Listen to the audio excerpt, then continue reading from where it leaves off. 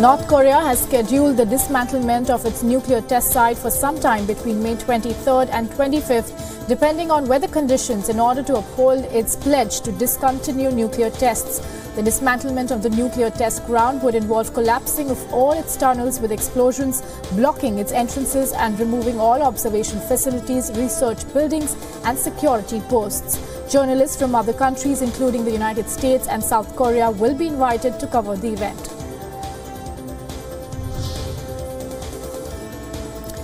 Chinese President Xi Jinping said on Saturday that China would comprehensively enhance its disaster prevention capabilities to guarantee safety of people and property. President Xi Jinping also said that under the strong leadership of the Communist Party of China, the Wenchuan earthquake-stricken area was restored and reconstructed remarkably well. On May 12, 2008, the 8.0 magnitude earthquake that hit Wenchuan County of southeast China's Sichuan province killed nearly 70,000 people, leaving nearly 18,000 missing and millions homeless.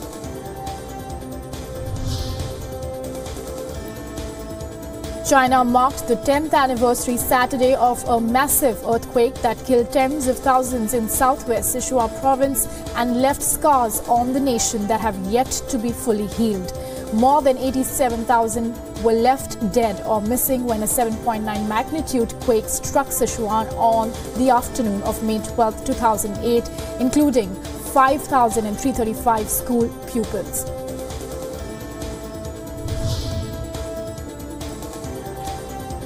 Israel said on Saturday that it was closing the Kerem Shalom border crossing with the Gaza Strip a day after the terminal was damaged during protests by Palestinians that turned violent. The Israeli military said in a statement, and I quote, "The crossing will remain closed until the damage caused by the riots are repaired and will reopen in accordance with the situation assessment."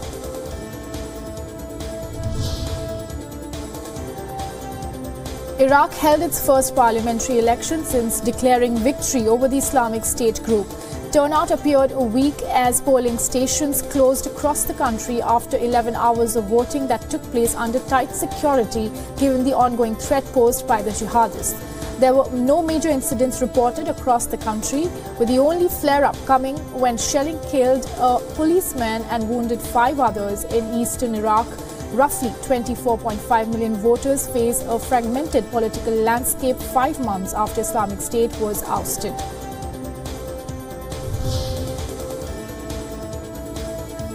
German Chancellor Angela Merkel has received the Lamp of Peace Award for seeking the peaceful coexistence of people. Acknowledging that 28-nation European Union is strained within, Merkel said it is necessary to look beyond the national boundary and that giving Europe a new soul is still possible. The award was first made in 1981 to the Polish trade union leader Lech Walesa. Subsequent recipients include Pope John Paul II, the Dalai Lama, Mother Teresa, and Russia's political leader Mikhail Gorbachev.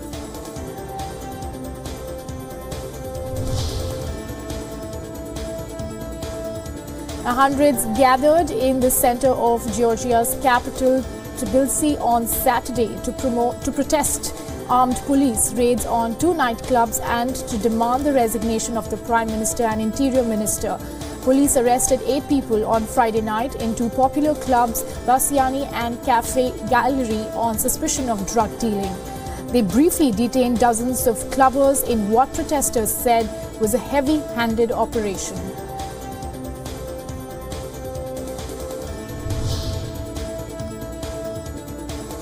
Ousted Pakistan Prime Minister has for the first time conceded in public that militant organizations are active in the country, while questioning Pakistan's policy to allow non-state actors to be allowed to cross the border and kill people.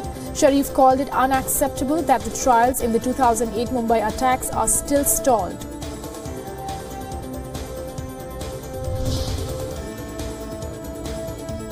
Pakistan's World Cup winning hockey goalkeeper Mansoor Ahmed passed away at a Karachi hospital after battling a prolonged heart ailment. The 49-year-old Olympian had been suffering for weeks from complications stemming from a pacemaker and stents implanted in his heart and had reached out to India for help in securing a heart transplant. The hockey legend, who was known as the 1994 World Cup hero for Pakistan, had been suffering from the heart ailment for the past 3 years.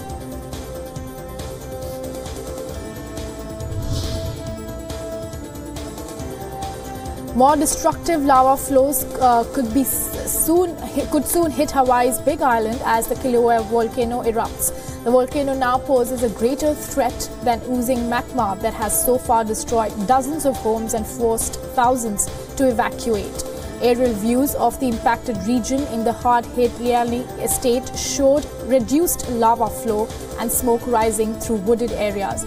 Kilauea, one of the world's most active volcanoes, threatens to begin a series of explosive eruptions within days or weeks that could form huge clouds of volcanic smog and hurl boulders as big as small cars.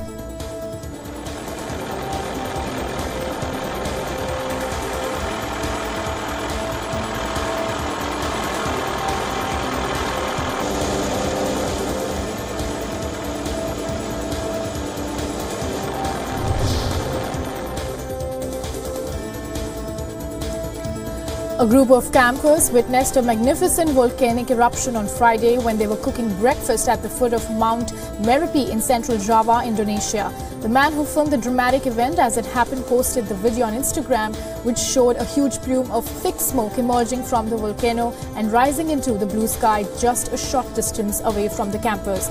In the video, Pangestu could be heard reacting to the eruption and saying in Arabic, which translates to "I seek forgiveness from God," as he watched ash and debris being spewed in the air.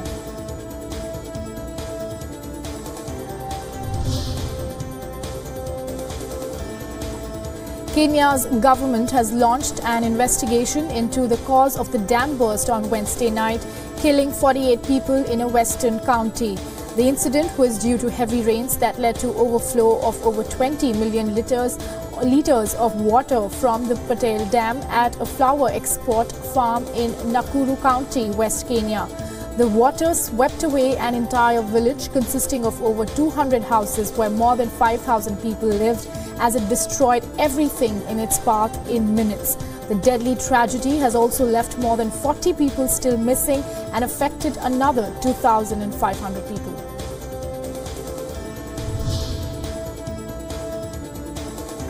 Malaysia's newly elected Prime Minister Mahathir Mohamad said he stopped his predecessor Najib Razak from leaving the country and sacked the Attorney General who had cleared him of involvement in a multi-billion-dollar scandal.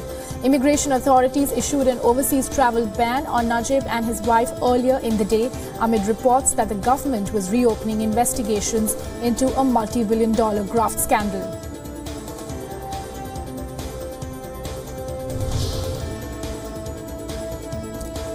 Sierra Leone's new president, Mada Bio, was inaugurated in the capital Freetown on Saturday.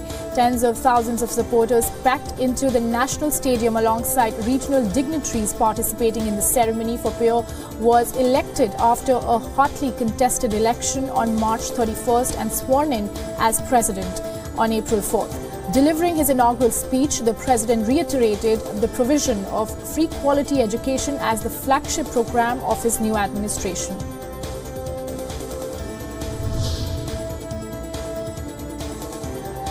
Catalan pro-independence parties failed on Saturday for a fourth time to elect a regional leader 10 days before the deadline to form a government or hold a new election.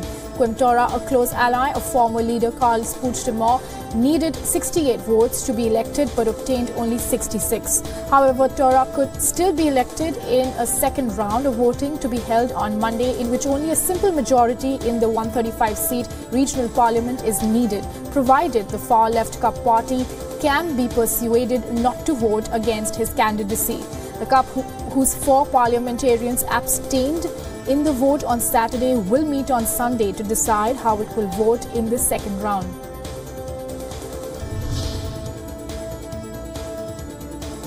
"26 people were killed and 7 others wounded in an attack by an unidentified terrorist group in rural Burundi. The attack came shortly before Burundians vote May 17 in a controversial referendum that could extend the president's term. It was not immediately clear if the attack was related, although some activists said that they believe it was. Speaking at the scene, Security Minister told reporters that 24 people were killed in their homes on Friday night and 2 others died of their wounds at a local hospital.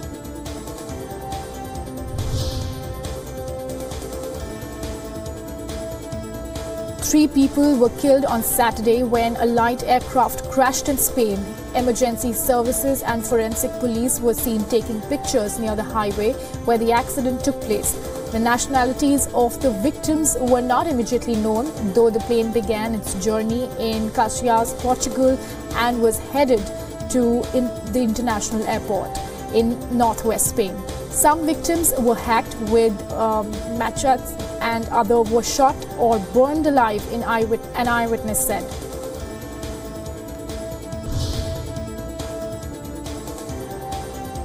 Hollywood stars including Kate Blanchett, Kristen Stewart and Salma Hayek called for equal pay for women in the film industry and beyond in a historic protest on the red carpet at the Cannes Film Festival. 82 actresses, women directors and producers marched arm in arm to demand equality and a safe workplace 7 months after the world was shaken by the Me Too movement and the fall of the movie mogul Harvey Weinstein. Stand 82 women, representing the number of female directors who have climbed these stairs since the first... Tens of thousands of fans from all over Europe, Israel and Australia, among other countries, attended the Eurovision Song Contest Grand Finale, which kicked off in the Portuguese capital, Lisbon. 26 countries will compete for the Eurovision trophy as they vie for votes from the audience, who can either vote from home or from the show, either by phone or SMS.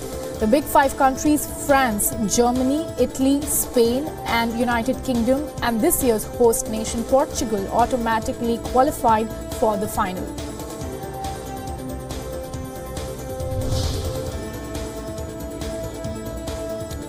A fan invaded the stage at the final of the Eurovision Song Contest on Saturday when Suri of the United Kingdom was performing her song Storm. Security quickly subdued the man who tried to take the singer's microphone.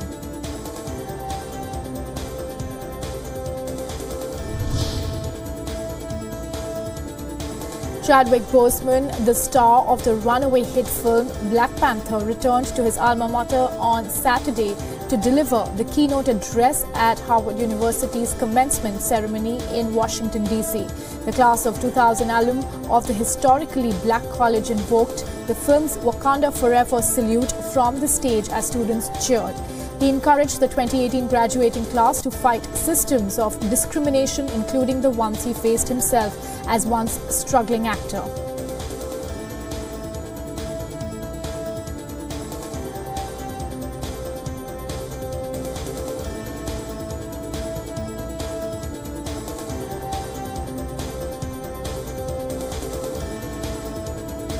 Foreign ministers of Greece and Macedonia held hard-working and intense to bridge their differences in a decade-old dispute over the name of the former Yugoslav republic that has complicated Macedonia's hopes of joining the EU and NATO.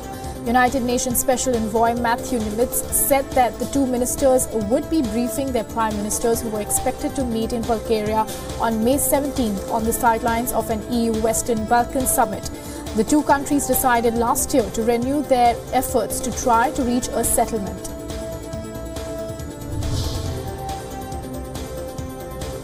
A man killed a passerby in a knife attack on Saturday in the heart of Paris and injured 4 others before being shot by police. A senior official at the Paris prefecture said, and I quote, "A person attacked 5 people in the 2nd district of Paris. Police intervened immediately," unquote. A French Interior Minister Gerard Collomb called it an odious attack. France has been on high alert as a series of attacks commissioned or inspired by Islamic State have hit the country over the past 3 years, in which dozens of people have been killed.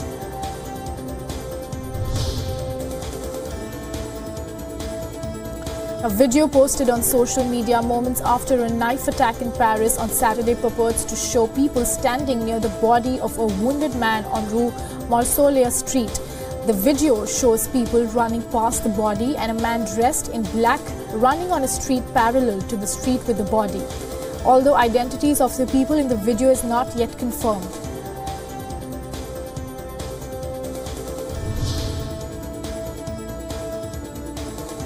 Riot police in Yangon used batons on Saturday to break up a protest in support of victims in fighting in the northern Myanmar state of Kachin, arresting several of the organizers. Authorities had refused permission for the protest in Myanmar's main city, and when police prevented some 300 people from marching, they staged a sit-in chanting anti-war slogans and waving light blue flags to symbolize peace. Scuffles and fist fights between several dozen riot police and protest organizers and journalists covering the event broke out shortly after the organizers ended the sit-in.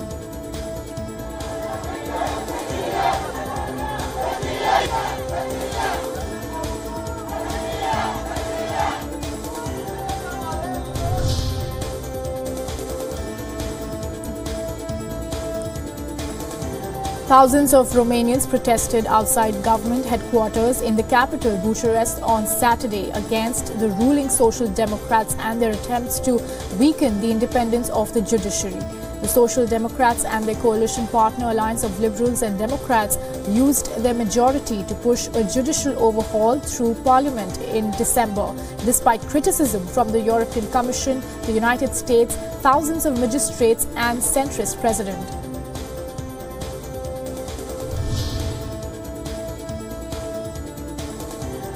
The Madagascar opposition continues its 21st day demonstration by meeting in the capital to show its dissatisfaction with the adoption of new electoral laws that it considers biased. The African Union, for its part, expressed optimism that it would reach a political agreement between the various parties.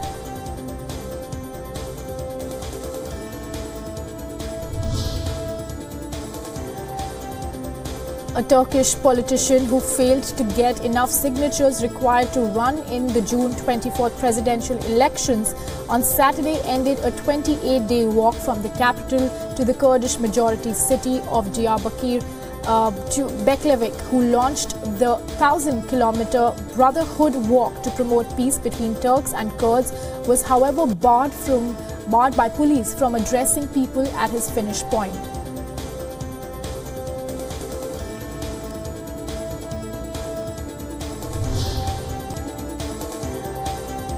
Rape-accused producer Harvey Weinstein's estranged wife, Georgina Chapman, in her first interview following the sexual harassment row involving Weinstein, said that she never suspected his behavior.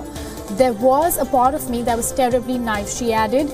Georgina further said, and I quote, "I have moments of rage, I have moments of confusion, and I have moments when I just cry for my children," unquote.